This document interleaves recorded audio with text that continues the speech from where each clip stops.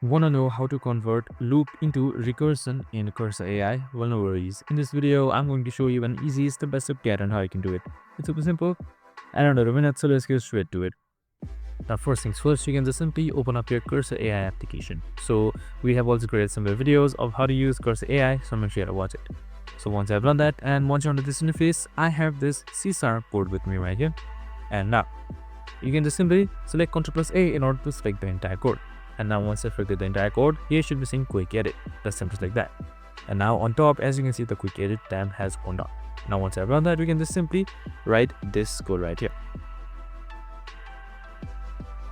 So once I've selected enter, your code should be generated just like this right here, and you can just simply keep or undo in order to keep it or undo your progress. And that's it, super simple and easy. I hope this video helped. If it did, make sure to like, subscribe and tune in with us for more of these similar videos. See you in the next one.